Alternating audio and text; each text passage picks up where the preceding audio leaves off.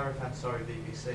How many more people do you think are wrongly in jail at the moment? Well, there was a case we saw last week that looked very suspicious. We thought that one. But Penny, would you have an idea how many names have you got? Currently? Well, sadly, a lot of them are already out of prison. By the time this has actually come to the fore, a lot of them only get manslaughter and it's back to the Court of Appeal, so that you can't actually put any figures on it. And unfortunately, when I have asked for specific figures in relation to certain experts being behind certain convictions, the government are unable to provide me with that type of data, according to them. So it's very difficult to actually get down to the bottom of how many people we are currently talking about. Certainly I'm aware of a number of cases that need appealing, one of whom is still in prison, Mark Rodder. That is a Meadow case. Meadow was the main expert and it had all the Sally Clark experts in the case as well. So I'd be looking at saying that that was probably one of the bigger ones that we need to look at. That's currently being worked on.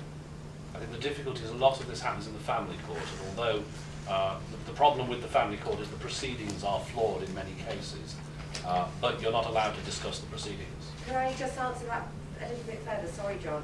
I would say there are probably 50 cases in the family division for every one miscarriage of justice that you're looking at here today. Because of the secrecy, it's very, very difficult to get true numbers, but certainly if you look at what I've got in terms of criminal and family, I've got 50 to 1. Okay. I think the general point there is if you could actually put a number, an exact number, on the amount of people who were in prison and they shouldn't be, and you knew who they were, then they wouldn't be there, would they? So really, it's a question which can't be answered, and it's only those people who have the backing, whether it be from families such as what we have to help us, or whether it can be something that this new foundation can do, to highlight these cases, to bring them into the public eye. Only then will you know whether people are in prison and they shouldn't be or not. But to put a number on it, it's impossible. But there are much larger numbers of families who have had children removed on tough evidence. Yeah. Much larger numbers. I know three shaken baby cases across the country. Lots of things going on there. Can I add to that again? Sorry, Bill, just to interrupt you. And that's because the evidence in the family division only has to be at a level of probability for them to take the child away, as opposed to the criminal division where it has to be beyond a reasonable doubt. They also accept unproven hypotheses as evidence. Right? So a guess is sufficient in the family court.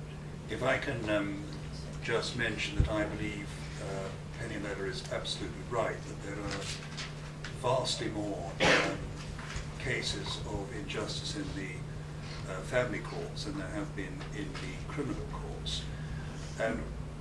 I think it's important to reflect that the consequences of the mistakes that are made obviously are felt by the carers who are directly accused of the abuse that has been involved, but it also spreads to their immediate families, very often to the children themselves who are the subject of the care proceedings.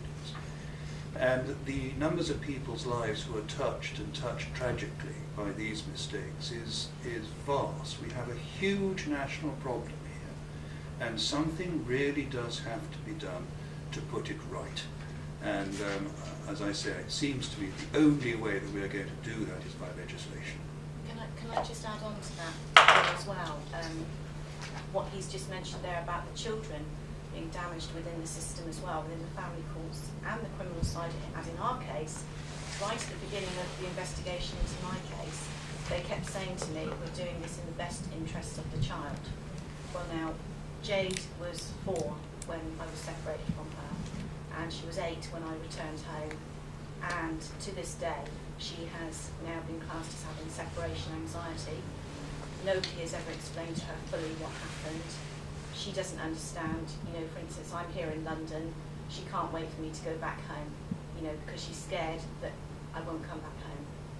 And this is the long-term effect of the damage that's done by the system in this country. So, what are they doing about it?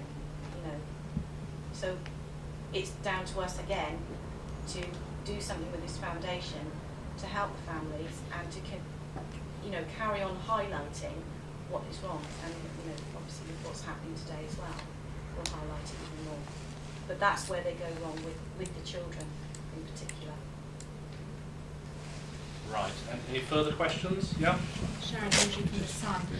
Bill, why do you think that so many so-called expert witnesses are getting it wrong? Are they mad, bad, or just grossly misinformed?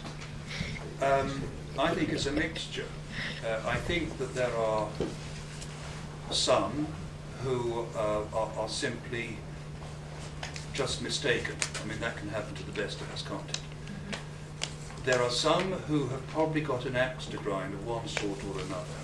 Some, I think, have got their own pet little theories that they perhaps have gained a reputation for propounding, and they are anxious to defend those theories, and they are theories. I think a good deal of it is perhaps to do with professional arrogance, perhaps to do with professional jealousies. And I think that it is not entirely impossible that in certain cases the motives are much more sinister than that. Can you expand on that any further? I'd rather not at the moment.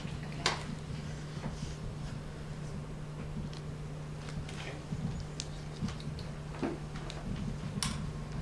It has been recorded in the GMC hearing that a child was taken into care to be researched on.